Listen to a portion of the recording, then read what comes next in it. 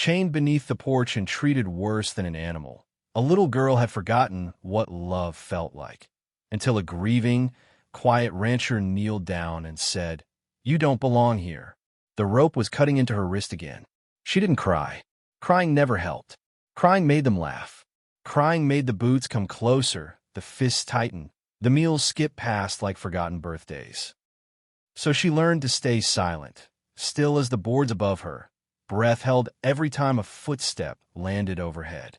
The porch slats had gaps just wide enough to see through, wide enough to remind her that the world still spun outside the shadowed belly of the house.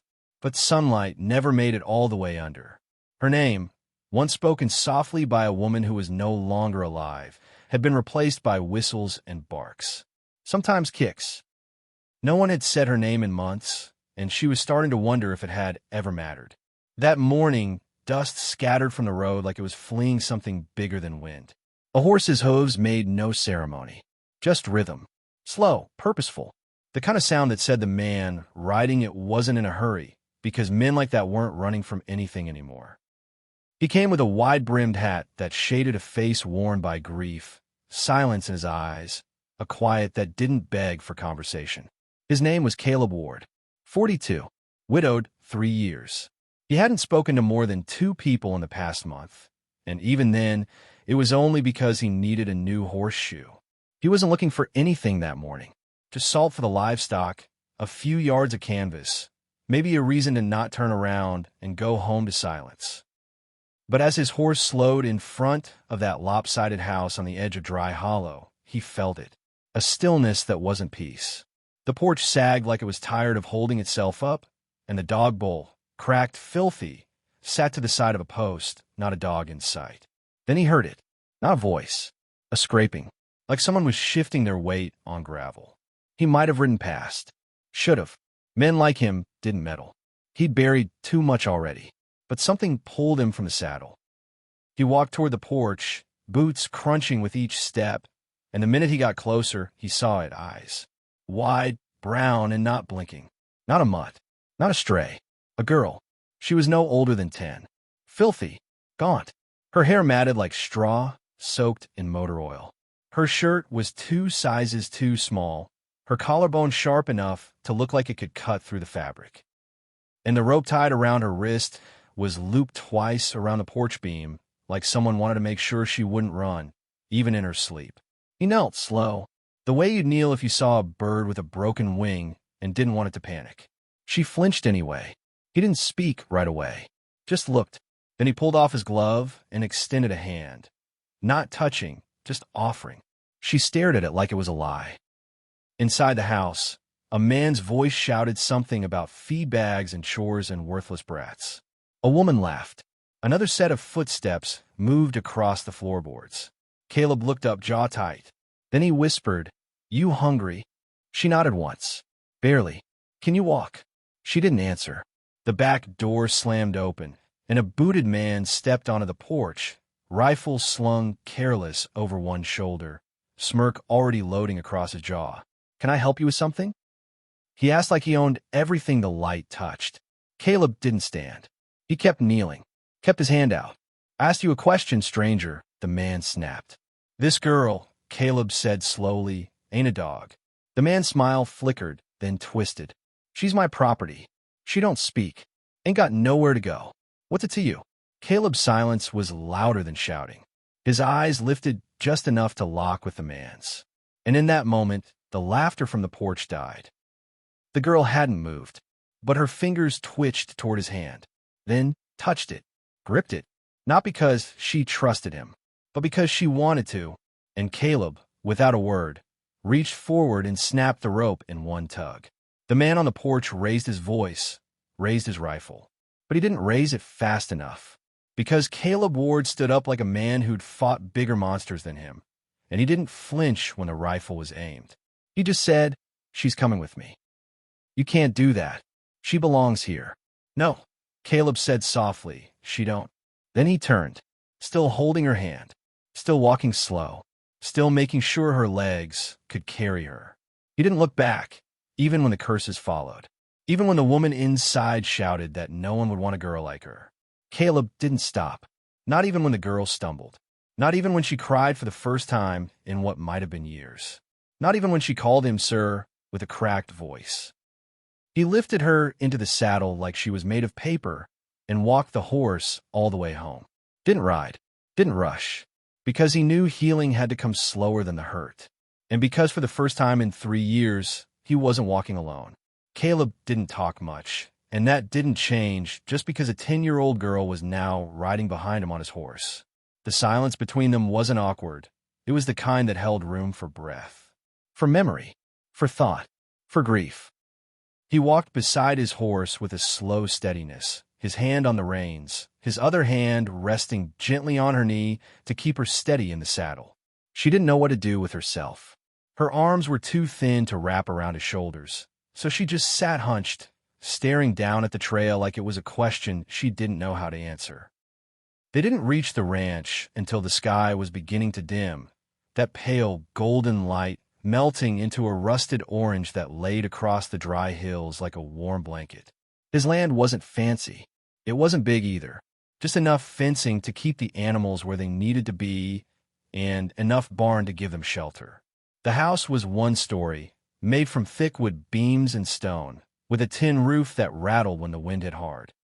It had once been filled with laughter and the smell of baked bread, the rustle of newspaper pages, the soft humming of a woman who prayed before dinner and kissed Caleb's forehead every time he fixed a fence post.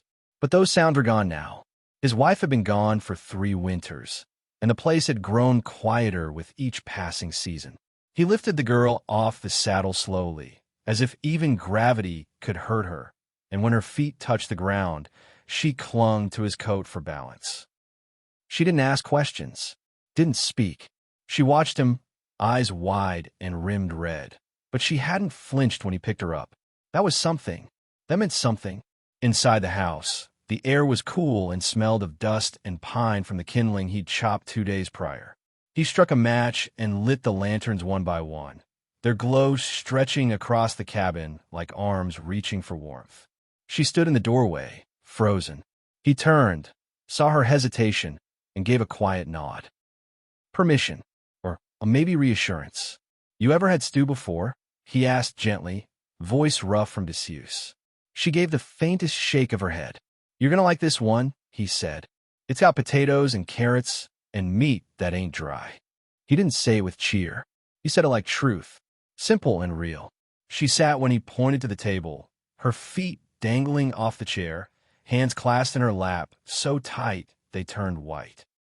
Caleb ladled 2 bowls, set one in front of her, and paused just long enough to bow his head.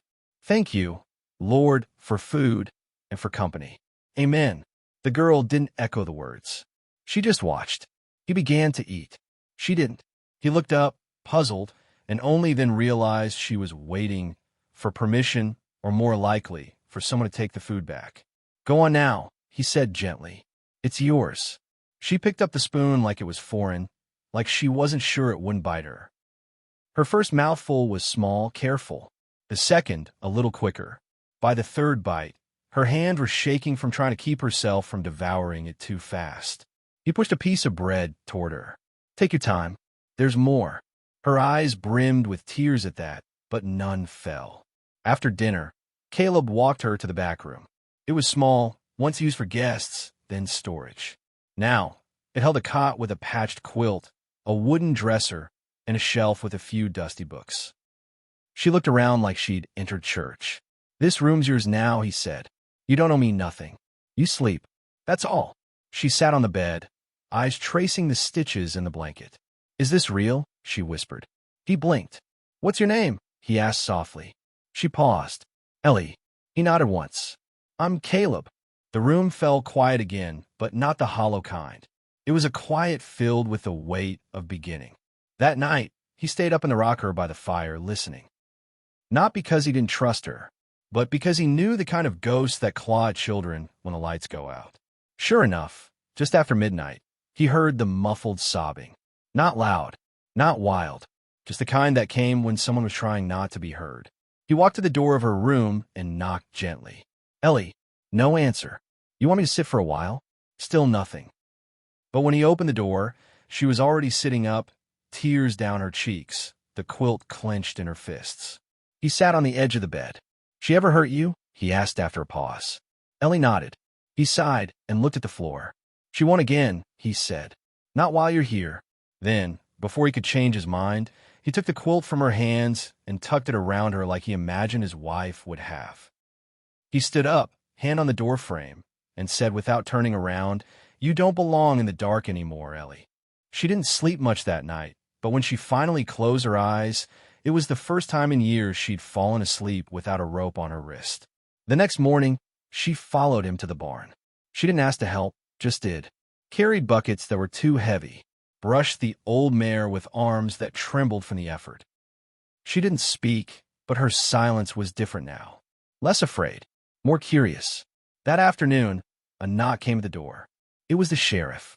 "Caleb," the man said, "we got reports you took a girl off the Johnson property." Caleb didn't flinch. She was tied up like an animal. "I didn't take her. I freed her." Sheriff Reynolds glanced past him, eyes narrowing slightly. "That may be true, but it's still the law. They're saying she's family. Say they want her back." "She's not livestock," Caleb said flatly. The sheriff sighed. "I'm not here to drag her off, but you might have to prove she's safer here than she was there." Caleb looked back toward the hallway, where Ellie was half hidden behind the corner. "She is," he said firmly, "and I'll prove it." The next few days were full of tension. The Johnsons sent threats, letters. A man even rode by one night and fired a warning shot into the barn wall. Caleb didn't respond. He fixed the hole, sharpened his axe, waited, but it was Ellie who changed first. She began to smile.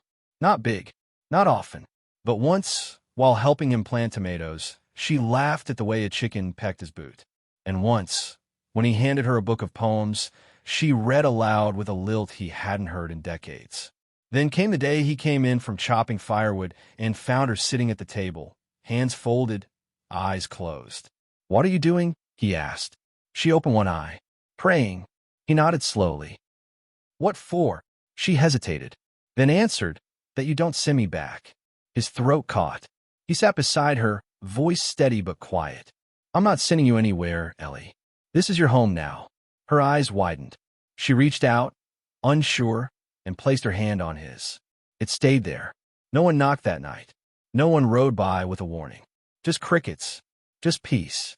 And for the first time in too long, Caleb didn't dread the sunrise. It didn't take long for word to spread across the county.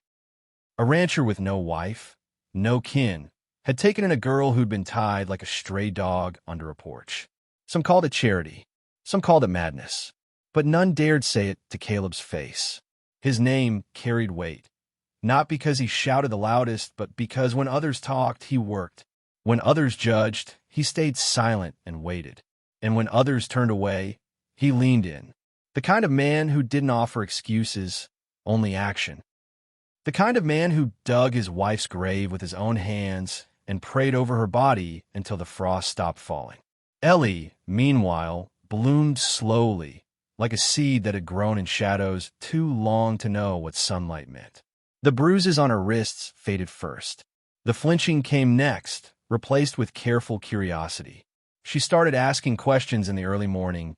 What chickens like to eat, why the old rooster crowed before sunrise, if God could see people even when they were hiding. Caleb never had quick answers, but he didn't mind being asked. "Why'd you take me?" she asked one day while gathering eggs. He leaned on the fence, gazing out at the grazing cattle. "Because no one else did." She stared up at him. "That's not a reason," she said. He gave a soft huff of breath. A near laugh. "It's not." "No," he scratched his beard. "Then maybe I did it because I needed you as much as you needed me." Ellie blinked. She looked away and whispered, "That makes more sense." That night, she left a drawing on his nightstand. A picture of a man and a girl standing in front of a crooked house, with a sun so big it spilled off the edge of the paper. Above them, written in blocky letters, were the words, "Home." But peace never stays long where there's bitterness. 3 weeks after Ellie arrived, Martha Johnson came storming into town with a deputy and a letter from the judge. Her lawyer argued guardianship, blood rights. The kind of talk that made people shift in their chairs but say nothing. "She's mine," Martha hissed in front of the general store. "My husband's niece. Her mama left her with us. She ain't his to take." Caleb stepped forward. "She's not an animal to be owned. She ran away." Martha snapped. "No," Caleb said. "She survived." The sheriff tried to keep things calm, but Martha wasn't having it. She declared she'd take Ellie back if she had to drag her by the hair. That afternoon, a court date was set. 1 week from Thursday. Caleb returned to the ranch with his jaw set tight. Ellie was brushing the old mare when he told her. "They want me back," she said without emotion. "They won't get you," he said. She stared at him for a long moment. Even if the judge says so? His silence was answer enough. Ellie nodded. "Then I won't go." That night, she crept into the living room while he was asleep in the rocker and curled up at his feet, blanket wrapped around her like armor. She didn't ask to be held. She just wanted to be near. The next day, Caleb rode into town alone. He needed someone who knew how to fight in a courtroom. Someone who could see what Ellie was, not just what papers said she ought to be. There was only one man who came to mind. Samuel Breyer, a retired attorney who'd left the city for peace and wound up growing tomatoes and writing letters to the editor about justice. Caleb knocked on his door just past noon. Samuel opened with a squint. "Caleb, haven't seen you since the flood relief. I need your help." "You always do," Caleb explained in short sentences. "The girl, the rope, the bruises, the letter from the court." Samuel listened, eyes narrowing more with each word. "You got witnesses?" "Sheriff, doctor." "The girl herself." Samuel nodded. "What's her name?" "Ellie." "I'll do it." They met again 3 days later to prepare. Samuel coached Caleb on what to say and how to say it. "You're not just defending your choice," he said. "You're defending her future. Don't talk about why you took her in. Talk about who she is now. Let them see what she's becoming." Caleb nodded once. That was the hard part, putting into words what his heart already knew. On the morning of the hearing, Ellie wore a blue dress with a little white collar. It was too big. She didn't mind. She sat in the wagon beside Caleb, holding his hand so tight he could feel her pulse through his fingers. The courthouse was small, just 2 rooms, 1 gavel, and a judge with more lines on his face than a canyon wall. The room filled quick. Everyone had heard. Farmers, widows, men who owed Caleb favors, and women who'd once seen Ellie helping at the well. Martha arrived in black lace and perfume that stung the air. The judge read the paperwork. He asked questions. Martha gave answers, cold, clipped, laced with lies that made Ellie's eyes drop to her lap. She said the girl had always been stubborn, disobedient, that she'd run off in the night and gotten into trouble. That Caleb had no right. When it was his turn, Caleb didn't shout, didn't pace. He stood with one hand on the edge of the table and said plainly, "I found her tied up. No shoes. No food. No reason to smile. I didn't take her. I gave her a chance." The judge asked if he had children of his own. "No," he said. "My wife passed him years ago. We never could have any." The judge asked why now. Caleb's throat tightened. "Because the second I saw Ellie, I stopped thinking about what I'd lost and started thinking about what I still had to give." Samuel placed the drawing on the table, the one Ellie made. The judge picked it up. His eyes lingered. "Does the girl wish to speak?" the judge asked. Caleb turned to Ellie. She nodded, stood, and walked forward slowly. She didn't cry, didn't fidget. She simply said, "He doesn't yell. He doesn't hit. He prays before dinner. He tucks me in. I didn't know a man could be like that. Please don't make me go back." Silence filled the room like smoke. Then the judge cleared his throat and said, "I'll issue my ruling in the morning." Back at the ranch, neither of them slept. They sat on the porch, watching stars crawl across the sky. "Do you think he'll say yes?" Ellie asked. Caleb didn't lie. "I hope so." She leaned against his shoulder. "If he says no, can we run?" He was quiet for a long moment. Then, "Only if you promise not to look back." She nodded. "Promise." At dawn, the courier came with a letter sealed in wax. Caleb opened it with trembling hands. Ellie watched. His eyes scanned the page. Once, twice, then again. He looked up. "You get to stay," he whispered. She didn't speak, just launched into his arms so fast she nearly knocked him over. They stood there for a long time. Man and child, stranger and savior. Or maybe something new, maybe something better. "Do I have to call you mister?" she asked later that morning. He shook his head. "You can call me whatever feels right." She thought about it, then grinned. "Okay, Papa." He closed his eyes, and for the first time in years, he wept. The dust hadn't even settled on the court's decision before the rumors started again. Some folks couldn't stomach the thought of a child calling a man Papa who'd never had one of his own. Others, the louder ones, insisted a girl like Ellie, ragged and mute for half her life, wasn't meant for a quiet rancher who hadn't so much as raised his voice in years. But out on the edge of that old prairie, beyond the reach of wagging tongues, Caleb and Ellie were learning to speak a language neither had ever known before. Love that didn't ask for anything in return. It started with small things. Ellie hung her dresses on the line the way she'd seen Caleb hang his shirts, carefully, evenly spaced, like they mattered. Caleb began packing her a small bundle of jerky and bread every time he headed into town, always returning with something extra for her, a ribbon, a book, a bag of dried cherries she once whispered were her favorite. He never asked her to work. Not once. But she did anyway. She fed the chickens, shoveled the barn, even started patching up the holes in the chicken coop without being asked.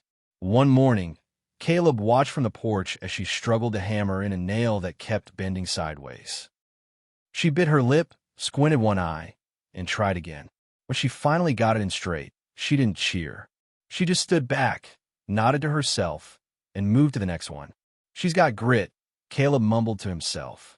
But Ellie had something more than grit. She had instinct. Every time Caleb limped slightly or his breath caught just a second too long, her eyes found him. She wasn't a child trained to be loved. She was a child trained to survive. And part of survival was reading people before they read you. One evening, Caleb collapsed in the barn. It was near dusk, and the cattle had just been fed. He was raking up the last of the loose hay when the pain struck, sharp, biting, deep inside. He clutched his side, dropped the rake, and fell hard onto the packed earth. Ellie was there within seconds. She didn't scream, didn't cry. She knelt beside him, placed her small hand on his chest, and whispered, "Breathe slow. I'll go get help." He caught her sleeve before she could run. His grip was weak. "Don't tell no one," he rasped. "But just help me inside." She stared at him, then gave a single, terrified nod. Ellie was small but strong when she had to be. She helped him to his feet, half dragging, half guiding him toward the house. He collapsed again just inside the door, gasping, and she laid his head gently against the wall. Then she disappeared. 10 minutes passed. 15. He nearly blacked out when she returned, dragging an old wooden chair, a basin of water, and a cloth. "I read it in the doctor book," she said, breathless. "How to check for fever. You're burning up." Caleb tried to protest, but she'd already dipped the cloth and laid it on his forehead. It was clumsy. It was cold, but it was enough. That night, Ellie didn't sleep. She sat on the floor beside him, changing the cloth every hour like clockwork. And when he finally opened his eyes, hours later, she smiled without smiling and whispered, "I didn't tell no one. But I can if you want me to." He shook his head. "Not yet." "Okay." She curled up beside him, resting her head against his chest. Caleb didn't sleep either. He just lay there, staring at the ceiling, feeling the weight of something he hadn't felt in years, dependence, vulnerability. But not the kind that breaks you, the kind that reminds you you're still alive. The sickness didn't pass easily. Caleb tried to hide it, but Ellie wasn't fooled. When he could barely stand, she cooked. When he couldn't make it to the barn, she fed the animals. And when he tried to say thank you, she'd cut him off with a wave of her hand and say, "You'd do it for me." By week's end, the ranch looked like it had been run by a whirlwind and a 10-year-old girl, but still stood. And so did they. Then came a knock. It was a Sunday. Caleb had just managed to sit up at the table when a wagon rolled up the path. Ellie peeked through the curtain. "Who is it?" he asked. She didn't answer. The knock came again, harder this time. Caleb rose slowly, each step like climbing a mountain. At the door stood a man in a pressed jacket with a thick leather satchel and a face that didn't smile. Name's Carter Shaw, Government Services. I'm here to inspect the well-being of a minor under your care. Caleb blinked. She's fine. I'll determine that myself. The man brushed past him. Ellie had disappeared, but not far. Carter found her in the corner of the kitchen, eyes wary, arms crossed. Name? He asked. Ellie. Last name? She shrugged. Do you know this man? She nodded. Does he hurt you? She shook her head. Do you have your own bed? Nod. Do you eat 3 times a day? Nod. Do you want to stay here? Her eyes lifted to Caleb. He didn't speak. Yes, she said. Carter jotted something in his notebook, then turned to Caleb. I'll need to return in 2 weeks for a follow-up. Keep her clean. Keep her fed. Don't miss church. I don't. Good. Children need God. Caleb's brow furrowed. So do men. The man didn't reply, just tipped his hat and left. That evening, Caleb found Ellie on the porch, sitting with her knees to her chest. You did good, he said. She didn't look up. You're not sending me back. He sat beside her. No, you promise? He reached out and gently took her hand. All my life. She leaned into his shoulder. And for the first time since she'd come, he felt the weight of her, not just her body, but her trust. It was heavier than he expected, but it was the kind of weight he didn't mind carrying. That night, a storm rolled in. Thunder cracked loud enough to shake the windows. Rain hammered the roof like fists. Caleb woke to find Ellie standing at his bedroom door. She didn't speak, just stood there eyes wide. He lifted the covers. Come here. She ran, dove in, and buried herself under his arm. She was trembling. My stepmother locked me outside when it rained, she whispered. He held her tighter. You're not there anymore. The storm raged for hours, but neither of them heard it. They'd found their shelter in each other. But not everything heals in a straight line. The next week, Ellie got into a fight at church. A boy, a deacon's son, called her dog girl. She didn't hit him, but she pushed him into the baptismal pool. Clothes and all. The congregation gasped. The boy wailed. The pastor's wife nearly fainted. Caleb didn't punish her. He just sat her down in the wagon afterward and asked, Do you feel better? No. Then next time, tell me first. I didn't want you to be ashamed. He shook his head. I'd only be ashamed if you stopped standing up for yourself. She stared at him, then whispered, You're not like other grown-ups. He smiled. Neither are you. Caleb's name carried weight in town, not because he demanded it, but because he'd earned it through years of quiet labor, weathering more seasons than he had any right to. Folks respected him, even if they didn't understand him. And now, with a child in his care, they watched him even closer. Every trip into town felt different. Eyes lingered longer. Whispers stopped the moment he entered a room. Some of it came from curiosity, but a good part of it came from disbelief. A hardened widower, raising a strange girl like she was his own? To some, it just didn't sit right. But Caleb never flinched. When he walked into the general store with Ellie's hand tucked into his, he held his head high. She'd stop by the jar of peppermint sticks every time, but she never asked. It was an unspoken ritual now. She'd glance at the jar, he'd pretend not to notice, then slip one into his pocket and hand it to her after they left. It was a game, and it made her smile every time. That smile was reason enough to keep playing. One afternoon, the blacksmith's wife cornered him by the grain sacks. You know, folks are talking, Caleb. He kept his eyes on the shovel he was examining. They always do. She's not blood. She's mine. Just saying, you're setting yourself up for hurt. He looked her square in the eye. So be it. Back at the ranch, the days moved slow but full. Ellie started drawing again, mostly horses, sometimes a girl with a dog. Caleb found her papers scattered all over the house. He never said a word about the mess, just gathered them gently and stacked them on the table. Her lines were shaky, but the pictures told stories of girls smiling, riding horses, dancing in fields. None of it looked like the life she'd lived. All of it looked like the one she wanted. One evening, she showed him a picture of a house with a porch swing and a garden full of tulips. That your dream house? He asked. She shook her head. It's ours. His throat tightened. He reached for his coffee instead of answering. But the peace didn't last forever. A letter came. Official seal. Department of Welfare. Caleb opened it at the kitchen table, his hand steady until he read the words mandatory placement review. They were coming to assess if Ellie should remain in his custody, if the arrangement was suitable, if he was fit. He didn't tell her right away. Instead, he spent the week cleaning the house from floorboard to ceiling. He repaired the broken step, polished the stovetop, even bought new linens. Ellie caught on quickly. What's wrong? Nothing. Don't lie. He looked at her, her eyes sharp and knowing. They're coming. Who? People who think they know what's best. She sat down hard on the bench, arms crossed. They're going to take me? I won't let them. That night, neither of them slept much. The morning of the visit, Ellie wore her best dress, the one with the tiny blue flowers. Caleb had washed it the night before and left it hanging in her room with a note. You are not alone.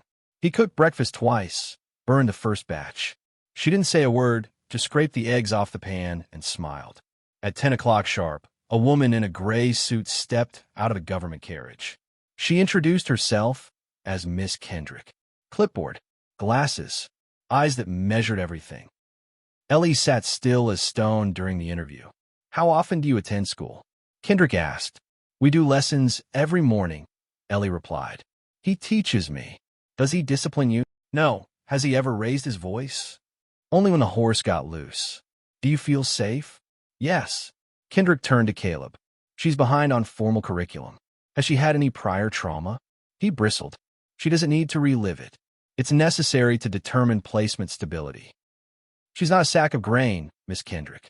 She scribbled something, then asked Ellie to step outside so they could talk in private. Ellie looked at Caleb, unsure. He gave her a nod. As soon as she was gone, Kendrick leaned forward. You do understand that if we find her situation here unstable, we'll have to relocate her. I understand you think her stability depends on neat fences and church attendance. It depends on consistency, structure, and she has that here. You're not a licensed guardian. I'm more than that. I'm someone who stays. She paused, then looked him over. You have a criminal record, Mr. Walker? No. Any history of substance use? No. Are you prepared to support her until adulthood? Yes. With what income? My ranch pays enough for 2 mouths. She nodded slowly, made another note, then stood. You'll receive a decision within 2 weeks. As she walked toward the door, Caleb asked, You ever lose anyone? She froze. Pardon? A child, a spouse, anyone you die for. She said nothing. I have. I buried my wife under the old oak tree. We tried for 12 years to have a child. Kendrick turned to him. Her face didn't soften. And now you think this one is yours? I don't think. I know. She left without another word. The waiting nearly broke him. Ellie tried to pretend she wasn't scared, but she stopped singing. She stopped drawing. She started packing her things every night, just in case. Caleb found her asleep with her boots on more than once. Each day, Caleb checked the mailbox. Nothing. Then one day it came, a thick envelope. He held it for a long time before tearing it open. It read, placement approved. Custodial guardianship granted under the authority of the state. He sank to the porch, letter trembling in his hands. Ellie ran out, eyes wide. What does it say? He held it up. She read it, then read it again. Then she jumped into his arms. You're my dad now? He held her tight. No, Ellie. I've been your dad. She laughed, and it was the first time he'd heard her really laugh, free and bright and loud. That night, she drew a new picture. I'm on an hadnt, a girl in a blue dress, and the word family written in blocky letters above them. She taped it to the wall above her bed. When Caleb kissed her forehead goodnight, she whispered, Thank you for seeing me. He closed his eyes. Thank you for saving me. But even as things settled, one question remained in the back of Caleb's mind. What would happen if the cancer came back? He hadn't told Ellie about the night he collapsed. He hadn't told anyone. Not yet. The autumn winds brought more than just yellowed leaves swirling across the ranch's dirt paths. They brought a different weight, one that Caleb Walker tried hard to keep off his shoulders, but it clung to him like a second skin. He told himself it was nothing, just fatigue, just age catching up. But the ache in his ribs wouldn't go away and the breathlessness when climbing the porch steps no longer faded with rest. Most men might have gone to the doctor after the second or third dizzy spell. Caleb didn't. He already knew what it was. He'd buried his wife 10 years earlier, and now the sickness that took her had finally come for him. But he wasn't ready. Not anymore. Ellie changed that. She was the kind of light that broke through even the blackest clouds. Every morning, she greeted him with a drawing or a question or a new way of braiding her hair that she tried on her own. She sang while sweeping the porch, off-key but joyful. Her eyes no longer watched the door like someone might snatch her away at any moment. She had begun to trust, to believe, and Caleb had no intention of stealing that peace from her with news she was too young to carry. So, he kept it quiet. The letter from the physician he visited in secret was tucked away beneath the floorboard under his bed, next to a box of old photographs and the wedding ring he still wore on a chain around his neck. Stage 2. Aggressive. Maybe 6 months, maybe more. He'd smiled when the doctor said it. Not out of amusement, but because all he could think about was Ellie. She'd only just begun to feel safe. He couldn't leave her to feel abandoned again. And so, he prayed, not just for time, but for clarity. God hadn't answered him fast before, but maybe this time he didn't need to speak loudly. Maybe he already had. The quiet ranch life continued on. Caleb and Ellie rode into town on Fridays for supplies. She'd begun to greet people by name, Mrs. Hayward at the bakery, old Jacob at the feed store. The town's suspicion had waned, replaced by reluctant acceptance. The sheriff tipped his hat when he saw them. Pastor Grant waved from his porch. And the children at church, who used to whisper behind Ellie's back, now invited her to play. It was slow, but it was happening, healing. One Sunday morning, Ellie asked Caleb why his hands always shook when he poured coffee. He lied. Old bones. She stared at him a moment, then changed the subject, telling him about her dream where their horse talked and asked for pancakes. He laughed, but inside he ached. At night, the pain got worse. Caleb would sit by the window with a blanket over his legs, listening to Ellie's breathing from the next room, willing himself to stay, to not fade out. Some nights, he wrote letters. He left them unsigned and unsealed, unsure if he'd ever send them. One was addressed to a man named Wyatt Reynolds, an old friend from Montana who had 3 grown children and a heart as wide as the sky. Caleb hadn't spoken to him in 15 years, but if anything happened, if the time came, Wyatt was the one man he could trust to care for Ellie. Still, it was just a backup. A what if? Caleb believed in fighting.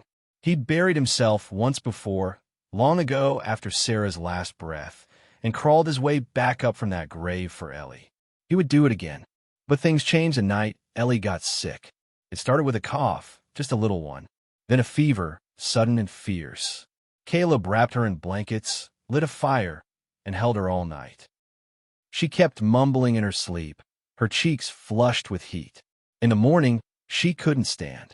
He hitched the wagon before dawn and rode fast into town, faster than he had in years. The town's doctor, an aging man with white whiskers named Dr. Moss, examined her on the porch while Caleb paced behind him. Fever's not dangerous yet, but she's fragile.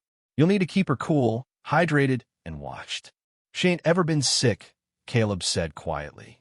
Dr. Moss gave him a long look. Neither have you, I wager. Caleb didn't answer. Dr. Moss stepped closer. You need to come in next week. For yourself. I saw your hand tremble when you held her water glass. Caleb said nothing. I know that kind of tremble, Caleb. I've seen it too many times. The doctor left, and for 3 days, Caleb barely slept. He kept to Ellie's bedside like a watchman over treasure.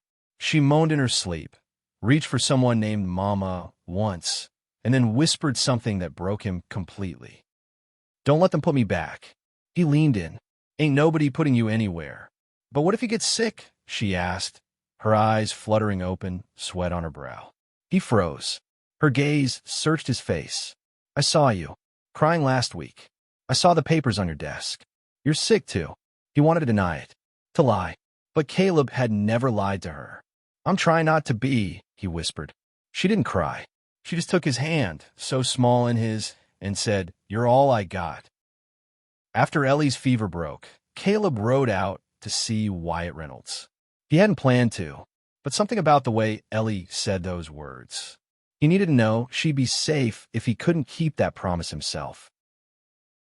Wyatt lived on the far side of the state, a wide ranch surrounded by orchards. Caleb hadn't seen him since Sarah's funeral.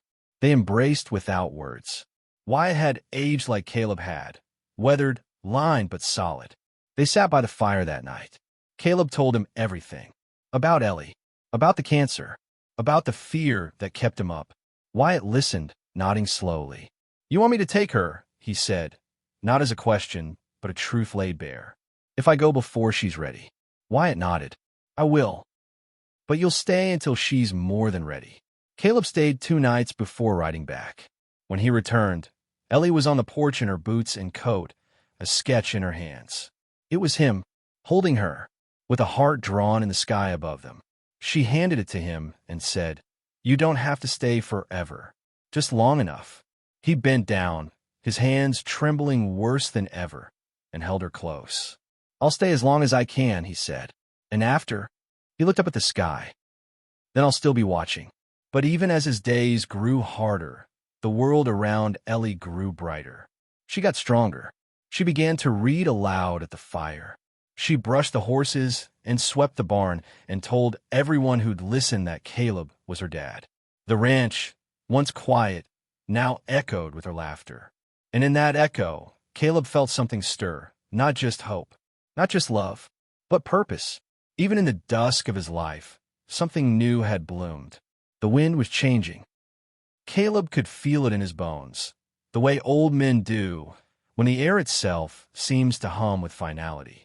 Every step felt like it belonged to someone else's body, every breath like it cost him something unseen. But still he moved, still he worked, still he laughed when Ellie made him tea using rainwater she'd collected in a pot by the back door. He didn't want her to see the cracks, even as they split deeper each week. He didn't have long, but every day he gave to her. Ellie had turned 7 now, and her transformation was the sort of thing only someone who'd seen true sorrow could measure. The girl he found tied beneath a porch like an unwanted mutt had become the life of his home, the song of his mornings, the anchor of his evenings. She hummed when she swept, danced in socks across the hardwood floors, and taught the barn cats to follow her like she was their mother. The pain in Caleb's chest got worse, but he bore it with grit. He told himself he'd make it till spring. And then spring came. It brought wildflowers and a storm. One morning, Caleb collapsed in the field. Ellie found him lying beside the watering trough, his hat clutched in one hand. His lips were moving, but no sound came out. His skin was pale, his breaths short and ragged. She screamed for help, and thank God, the pastor was riding up the road on his way to check the fences and heard her. They got Caleb to town, but the doctor confirmed what Caleb had already known. The cancer had spread. Lungs, liver, maybe more. The man had been running on borrowed time, and the note was past due. They gave him a room in the little clinic, a bed near a window where he could watch the wind rustle through birch trees. He hated being away from the ranch. Hated that Ellie cried the first night she went home without him. But there was no other way. Ellie visited every morning. Sometimes she brought eggs. Sometimes a flower. Once, she brought a folded paper where she'd drawn their ranch house and written in bold, crooked letters, "You live here forever." He pinned it on the wall. Wyatt Reynolds came within a few days. He brought his wife and a quiet understanding. They never said the word adoption, but they didn't need to. Caleb watched them watch Ellie and saw kindness in their silence. Still, she wouldn't look at them. She barely spoke when they visited. Her small hand gripped Caleb's with a quiet desperation. On the 5th night, when the pain was worst, Caleb asked the nurse for a sheet of paper. He wrote Ellie a letter. His hands trembled so badly that the lines came out jagged. But he finished it, folded it, tied it with twine, gave it to the nurse, and said, "Only if I don't wake up tomorrow." But he did wake up. One more time. Ellie was asleep at his side, her head resting on the edge of the bed, her little hand clutching his shirt. And for a long while he just stared.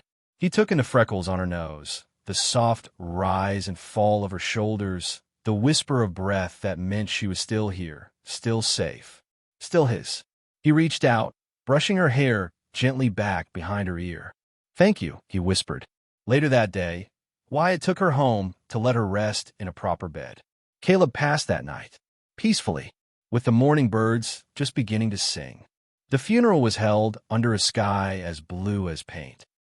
Almost the whole town came, people who once whispered about him adopting a child like her, now crying right beside her. Ellie sat between Wyatt and his wife, clutching the white dress Caleb had bought her for Sundays. She didn't speak, not even when the preacher quoted Psalm 68, verse 5. "A father to the fatherless, a defender of widows, is God in his holy dwelling." But when they lowered the casket, Ellie stepped forward. She held the folded letter in her hands, the one Caleb had written. And without opening it, she whispered, "I already know what it says." She laid it on top, tucked under a rose. Then she walked away, barefoot in the grass, the way Caleb had always said he liked to feel the earth. Weeks passed. Ellie moved into the Reynolds ranch. She had her own room, her own horse, a place at the table. Wyatt and his wife were kind, patient, never rushing her. Slowly, she let them in. Slowly, she began to laugh again. But there were days she still climbed the hill near the barn, where you could see the far-off clouds rolling over Caleb's land. Sometimes she sang there. Sometimes she prayed. One afternoon, she brought a small wooden box. Inside it were her drawings, Caleb's watch, and a tiny braid of his horse's tail hair. She buried it beneath a tree. No hadnt, just a memory. She didn't cry. She stood tall, like he'd taught her, and whispered to the breeze, "I'll be all right." Years passed. The Reynolds ranch grew, and so did Ellie. By 15, she was fixing saddles and winning spelling bees. At 17, she was tutoring younger kids at the schoolhouse. Folks in town always said the same thing, that Caleb would be proud, and she'd smile and nod. But at night, when the stars came out and the world got quiet, she'd still walk barefoot in the grass, feeling the earth the way he did. And some nights, when the wind rustled just right, she swore she could still hear him. A whisper. A promise. "I'm still watching."